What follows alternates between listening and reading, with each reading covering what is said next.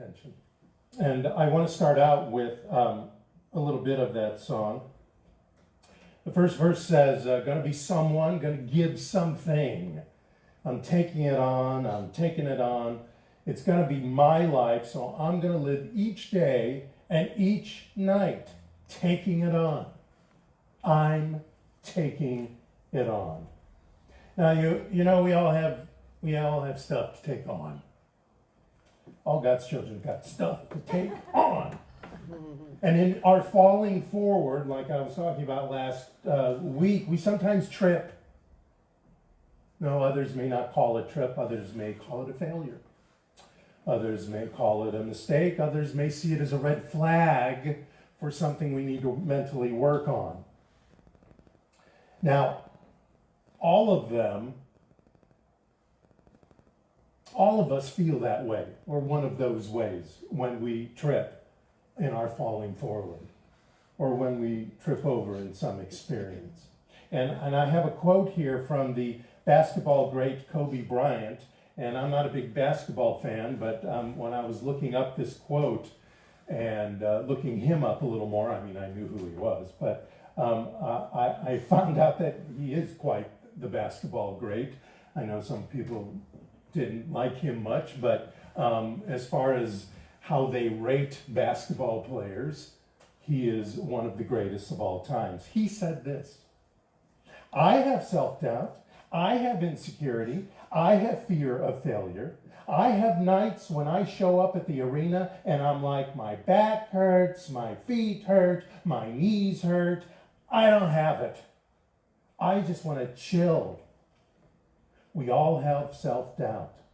You don't deny it, but you also don't capitulate to it.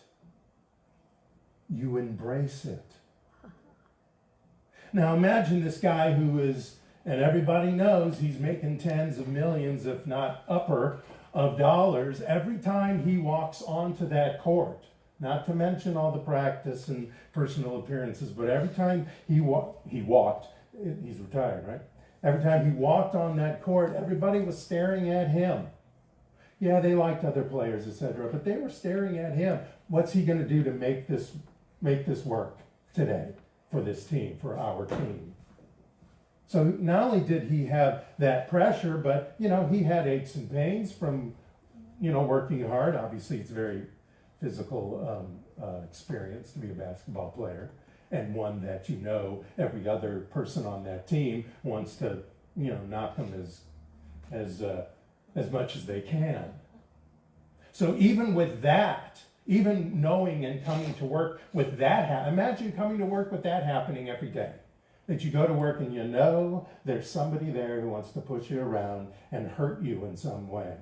Even with that, and even with his natural aches and pains from working so hard, he still did it. He still stepped up to the plate. Now, some seemingly start that way, start in failure. This gentleman was considered a failure from an early age. He didn't start speaking till he was nearly 4. He didn't speak fluently until he was 12. Most of the teachers figured he wouldn't amount to much. And years later in his adulthood, he said, if you've never failed, you've never tried anything new. Anybody know who that might be? We talked about him, I think, last week or the week before. That was Albert Einstein. Didn't speak fluently until he was 12 years old. Or this woman, her name is Ursula Burns. She was raised in the Lower East Side of Manhattan in public housing project by a single mother. She grew up with 3 social strikes against her, especially at that time. She was black, she was a female, or a little girl at that time, and she was poor, or came from a poor family. But she didn't listen, and she didn't give up. Her mother taught her, where you are doesn't define who you are. She dreamt of becoming an engineer. She got herself into college. She finally received a graduate degree from a New York City Ivy League college. And then she started an internship at Xerox. An internship at Xerox. That means you're paid somewhere between 0 and a little more than 0. She worked her way up through this company, Xerox, which of course is predominantly white males, yes, Yeah. in the way, standing on that glass ceiling, to become the first Black American woman to be the CEO of a Fortune 500 company, and that was Xerox. Now, she has since left Xerox and went to another company, but she came from what most of us would think is nothing, having nothing of any advantage to her, except in this case, a mother who not only loved her, but taught her that this doesn't define you. This place we live in, these people around us, what people are saying to you in school or what society is saying to you, it doesn't mean anything and it doesn't define you. Now, perseverance, I want everyone to know, is not a young person's game. I remember a great letter I received when I graduated college from one of my college professors who was giving me a nice letter about, stepping out into the world, into a career, et cetera, et cetera. He talked a lot about tenacity and perseverance. Well, I want to tell you that it's not a young person's game. It is a lifelong journey for each and every one of us, because we have to persevere not only for our career, for our relationships, or our health, or anything else, but it keeps happening. We have to keep persevering for everything new that shows up in our life or that we want to bring in to our life. Now, I want to go back to the song. I'm going to be a braver soul than this. I'm going to jump at all those many chances that I've missed. I'm going to live my life beyond all these fears and forms of cowardice that keep leading me on. I'm going to shine out like a beacon in the night. I'm going to wrap my fingers around the stars tonight because I'm taking it on. Because I'm taking it on. That's what we're going to do today. We're going to take it on. The worries, the stories, the negative thoughts, the victimizing, the stupid social beliefs that are around us still. We're going to take them on, and then we're going to impeach them.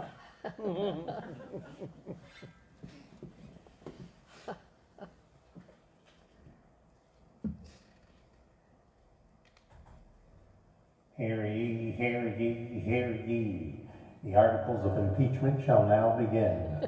All those present to bear witness to the release of limiting beliefs shall be heard. Hear ye, hear ye, hear ye. We shall begin by the defendant reading the articles of the Constitution of the United Belief System and the history of these charges. I, the person of the belief system, in order to form a most perfect life, establish justice, ensure domestic tranquility, provide for the common defense, promote the general welfare, and secure the blessings of liberty to self and the posterity, love, and grace of the human race, consciousness, magnificence, do ordain and establish this Constitution for the belief system of this thinker. Article 1, legislative.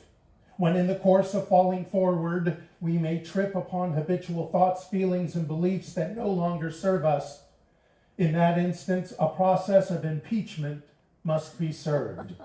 Section 1.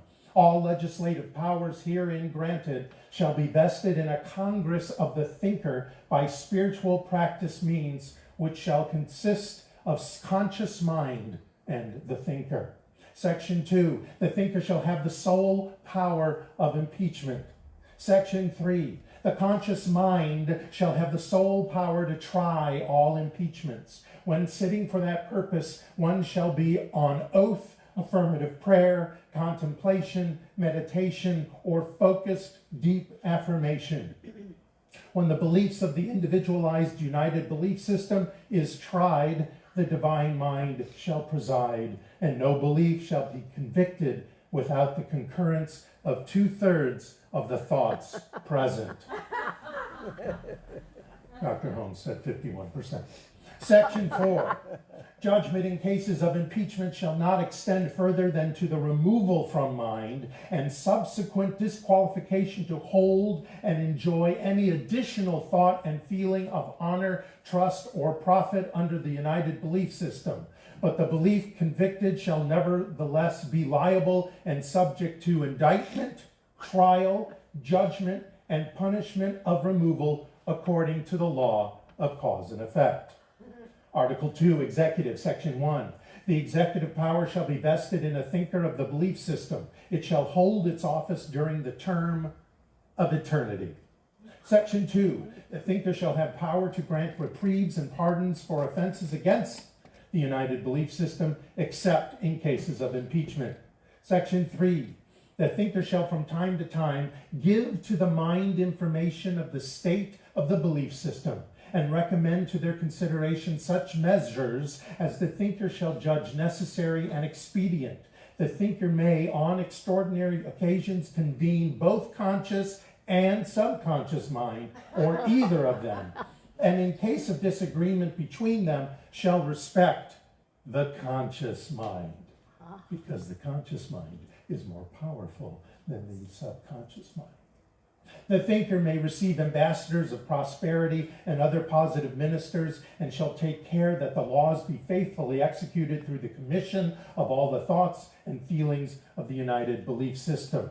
Section 4. The thinker, thoughts, and all civil officers of the beliefs shall be removed from mind on impeachment for and conviction of treasonous lack, briberous limitation, or other high crimes and misdemeanors of negativity. Thus is your impeachment primer. We shall proceed with the history of the complaint. To the House of Mind, I hereby officially request an impeachment investigation of this thinker's negative thoughts that no longer serve the thinker, and other conditions to be named per affidavit ad infinitum.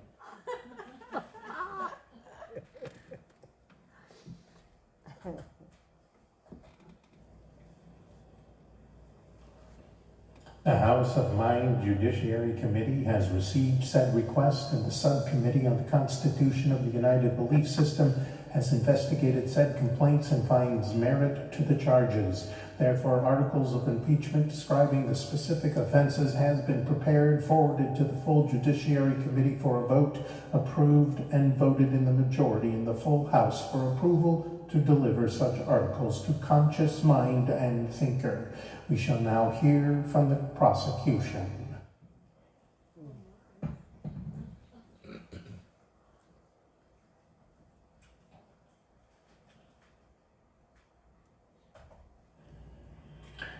At a previous time, you took the belief that you were not worthy and moaned and groaned by your lack of funds. Your thoughts were on some lack of faith in yourself. Is that true? Yes.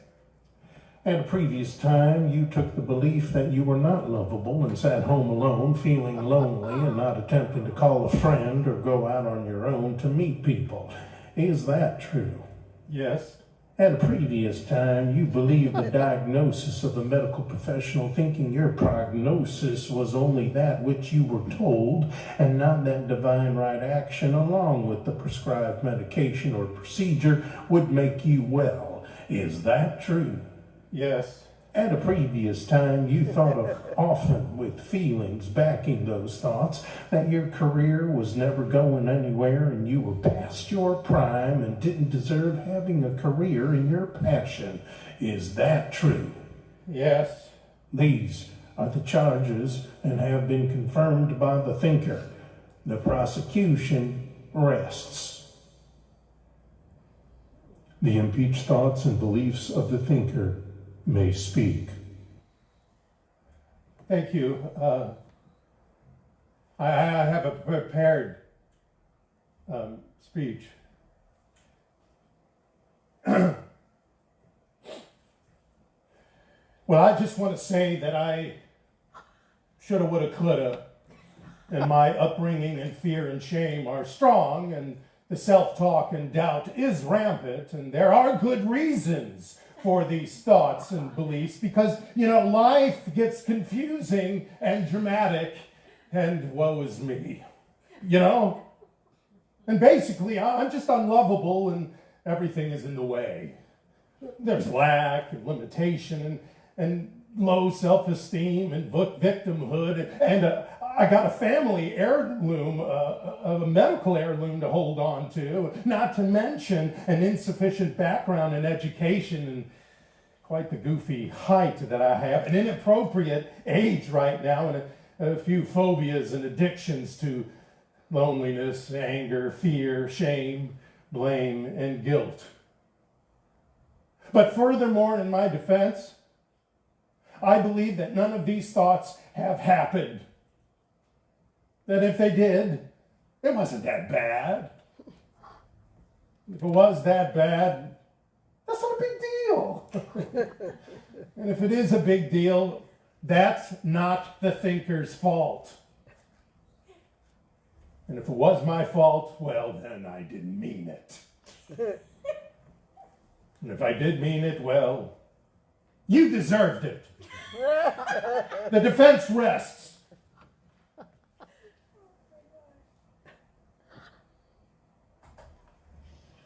It is now time for the vote.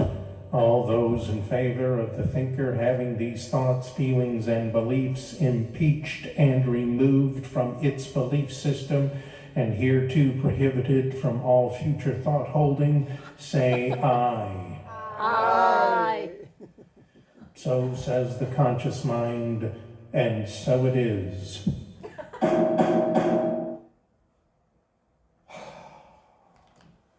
So what was that all about? That was about taking your negative thoughts and putting it on the impeachment floor. Put it out there. Train your mind not to allow that negative junk that shows up to show up anymore. That negative junk makes you fail. And it sticks around until you tell it through logic, through heart, through your gut and intuition, through spiritual practices to get the hell out and not to come back. You're impeached. You're lost. You're gone. That's how you fall forward. Now I want to close with an Emerson quote. He said, "Write it on your heart that every day is the best day in the year. One is rich who owns the day, and no one owns the day who allows it to be invaded with fear, fret, and anxiety. Finish every day and be done with it. Finish every day and be done with it. You have done what you could. Some blunders maybe, and absurdities maybe, doubt maybe, they've crept in. Forget them as soon as you can, because tomorrow is a new day. Begin it well and serenely, with too high a spirit to be cumbered with your nonsense. The new day is too dear, with its hopes and invitations, to waste a moment on the yesterdays. You have the power, my friends. You have the power of choice. You have the power of the law of cause and effect that just sits there and waits and listens. What do you want? What do you require? What are you declaring? What are you revealing today? Aha! I got it. Boom. It's done. That's what the law is doing. Now, it's done on the law's time. It's in effect immediately. You may not see it immediately. That's up to you. It's a great thing to be responsible for our lives. Sometimes it doesn't feel good, but it is a great thing when you see the results of revealing the divinity in you by vibrating at the speed of the divine. And when those negative thoughts come up, and they'll come up, and that's okay, because we all got junk that we haven't gotten rid of yet. When they come up, that's when you impeach those suckers out of your life. Join me. Do so. Namaste. Thank you so much.